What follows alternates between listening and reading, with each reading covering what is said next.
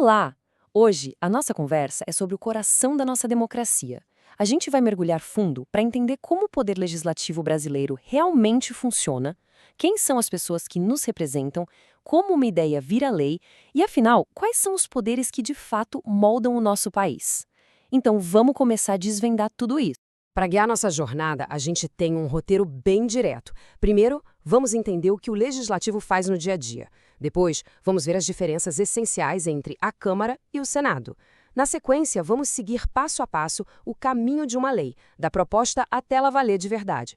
A gente também vai dar uma olhada no poder de investigação do Congresso. E, para fechar, vamos refletir sobre o papel dele como um verdadeiro pilar da democracia. Então, vamos começar pelo começo, né? Qual é a missão principal do Poder Legislativo? Parece uma pergunta simples, mas as suas funções vão muito além do que a maioria das pessoas imagina. Olha, de forma bem direta, o Poder Legislativo tem duas grandes tarefas. A primeira é criar as leis que organizam a nossa sociedade. A segunda é fiscalizar os outros poderes, sabe? Ficar de olho para garantir que o dinheiro público está sendo bem usado e que o governo está agindo da maneira correta. E aqui a coisa fica bem interessante. Existem as funções que a gente chama de típicas, que são essas que todo mundo já conhece: fazer leis e fiscalizar. Mas o legislativo também tem funções atípicas. Ele precisa se administrar por dentro, como se fosse uma grande empresa. E em situações muito específicas, ele também julga. O caso mais famoso que todo mundo lembra é o processo de impeachment de um presidente, por exemplo. Certo, o nosso Legislativo Federal não é uma coisa só, um bloco único. Ele é o que chamamos de bicameral, ou seja, ele é dividido em duas casas. Vamos entender agora como a Câmara dos Deputados e o Senado Federal funcionam, o que diferencia uma da outra e como elas se completam. E para entender essa divisão, a pergunta-chave é essa aqui: quem representa o povo e quem está lá para representar os estados? A resposta para isso é o que define toda a lógica do nosso sistema. Essa tabela deixa tudo bem claro. A Câmara dos Deputados, bom, ela é a voz do povo. São 513 deputados, eleitos de forma proporcional à população de cada estado, e o mandato é de 4 anos. Já o Senado Federal é a voz dos estados. Lá a representação é igual para todo mundo. 3 senadores por estado, ponto. Totalizando 81. O mandato aqui é bem mais longo, o dobro, 8 anos, e a renovação dos senadores acontece de forma alternada. A Câmara tem uns poderes exclusivos que são, assim, muito decisivos. É a Câmara, por exemplo, que dá o primeiro sim para que um processo de impeachment contra o presidente possa ser aberto. É a porta de entrada para fiscalizar as contas presidenciais e outros processos políticos de um impacto gigantesco. O Senado, por sua vez, age como a casa que julga. Se a Câmara autoriza o impeachment, é o Senado que bate o martelo. Além disso, ele tem o poder de aprovar ou não os nomes que o presidente indica para cargos importantíssimos, como ministros do Supremo Tribunal Federal e diretores do Banco Central. Funciona como um filtro, sabe? Um contrapeso fundamental no sistema. Bom, agora que a gente já conhece os jogadores, vamos acompanhar a jornada de uma lei. Como é que uma proposta sai do papel e se torna algo que vale para todo mundo? É um processo com várias etapas, com muitas checagens. De um jeito bem simples, o processo todo tem 5 grandes etapas. Tudo começa com a iniciativa, que é quando a ideia é apresentada.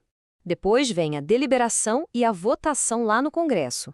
Aí o projeto vai para o presidente, que pode sancionar, ou seja, concordar, ou vetar. E, por fim, a promulgação é o que oficializa a nova lei. Então, a primeira etapa é sobre quem pode dar o pontapé inicial. E a resposta é bastante gente. Um projeto de lei pode vir de um deputado ou de um senador, do próprio presidente da República, do judiciário e até mesmo dos cidadãos para um mecanismo que a gente chama de iniciativa popular. Uma vez que o projeto foi proposto, ele não vai direto para a votação geral, não. Primeiro, ele passa por um debate técnico em comissões especializadas que vão analisar se ele é constitucional, se a ideia é boa, qual o impacto. Só depois dessa análise toda é que ele vai para o plenário das 2 casas do Congresso para ser votado. Se o Congresso aprovar, a bola passa pro presidente da República. Ele pode sancionar a lei dizendo que concorda com ela ou pode vetar.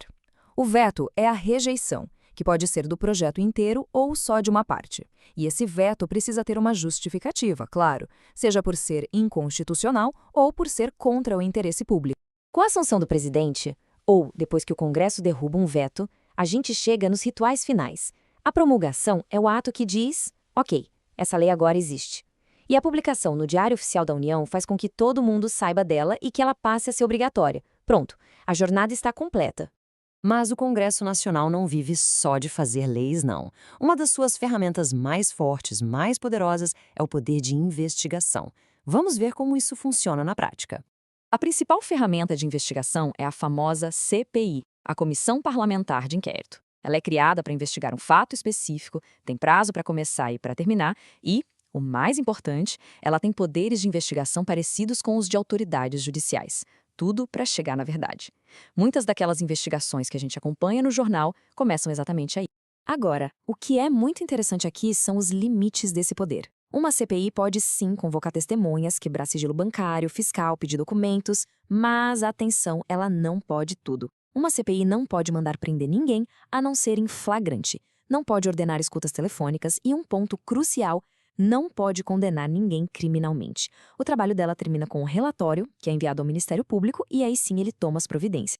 Chegando na reta final da nossa análise, é fundamental entender o lugar do Legislativo no grande esquema da nossa República. O ponto central é este. O Poder Legislativo é muito mais do que uma simples fábrica de leis. Ele é o espaço onde a diversidade da sociedade brasileira ganha voz, onde os grandes temas do país são debatidos abertamente. E, fundamentalmente, é onde o poder do executivo e até do judiciário é fiscalizado e equilibrado. E para a gente fechar, fica aqui uma reflexão. Numa democracia, qual é a real importância de se ter um poder legislativo que seja forte e que seja independente? Entender como ele funciona, como vimos hoje, é o primeiro passo para a gente valorizar e defender esse pilar que é essencial para a nossa liberdade. Agradeço a companhia